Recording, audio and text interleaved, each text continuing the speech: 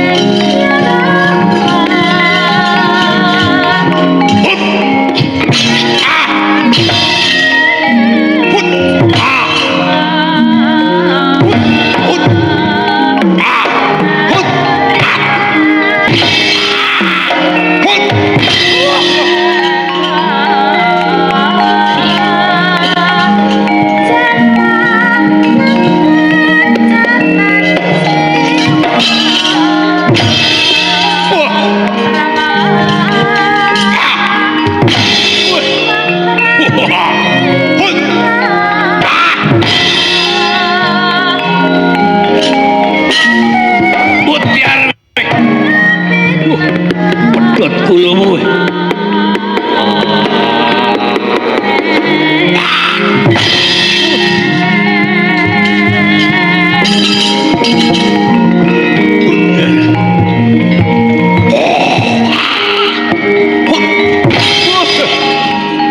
Ayo, tunggu, pedot kulumu.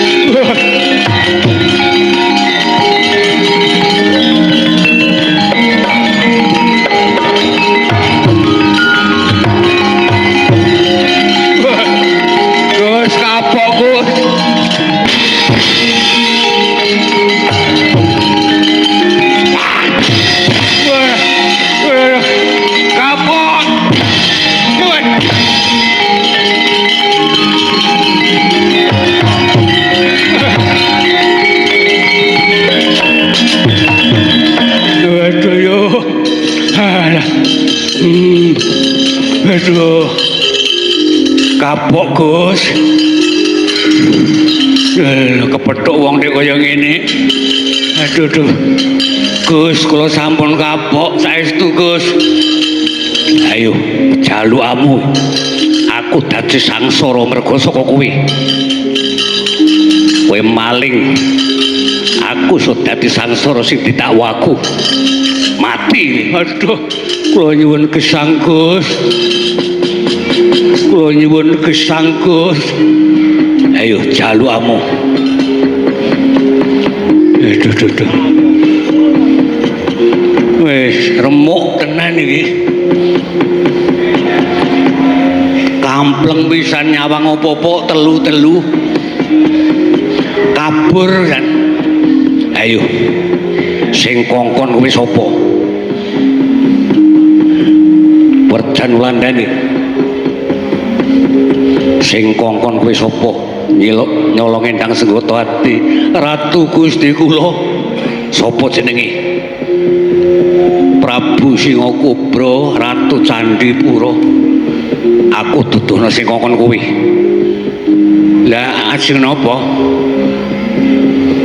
Utang wirang saur wirang utang pati saur pati. Aku arep mateni Ratu sing kongkon kowe. Aduh. Belaenane. Ayo duduhno ngendi negaramu? Ratu sing kongkon kowe sapa? Tak pateni sisan. Aduh, nggih ning kula nyuwun gesang nggih Gus. Kowe tak uripi. Nggih, kula nyuwun gesang kowe tak uripi ning kowe kudu teluk karo aku. Kowe dadi balaku. Kowe dadi kawulaku. Nggih. Timbang mati konyol. Melu bos anyar lah malah prayogi. Kowe melu aku dadi kawulaku. Nggih. Kowe kudu tobat karo aku. Nggih, Gus. Kowe kudu basa karo aku. Nggih. Pun kula tobat kalih panjenengan kok sirah kula mangke keset kono manut. Pun kula dados gedibal sampean lo manut. Yo ning mangijuli niku to welelah cekeh weteng kula. Welah. Wetengku ngantek mengkek-mengkek. Deboke atos iki rame-rame. Piye debok? Kawis sore ngecepe ora tau bener. Ayo kowe kudu basa karo penyembah karo aku. Pripun? Kudu nyembah. Oh nggih. Pak Turi Bandung, Pak Tupak Dedet. Sembahan cara gede niki sembahane Mas Kangko lah ngeten niki. Tung delang. Guling ketak-tet. Ah, apik wi. Pripun sae? Apik wi. Tandung tak dedet. Wah, ya ngono kuwi ya. Pripun? Kowe dadi balaku nggih. Ya. Terus kersane pripun? Aku arep menyang Candipura, ngluruk negaramu. Aduh. Cilaka sampean teng Candipura ngluruk Ratu Gusti kula. Yo, mengko boloku mung karo kowe. Oh nggih. Lah mengke nek kula dimungsuh kalih wong sak negara, aku sing belani. Mengko pati uripmu aku sing nanggung. Lah nggih. Wah nek ngene iki ya entuk bos tanggung jawab tenan nih. Ah elok. Yo pati uripmu aku sing nanggung. Lah wau Raden Ayu putrine wau wis tak gembol tak singitke. Wo ketoke nyingitke belane kok malah delikke primpen men. Tak gowuh yen negaramu ayo duduhno ngendi negaramu Ratu Gusti nggih. Monggo kula dherekaken lumampah lon-lonan nggih Gus.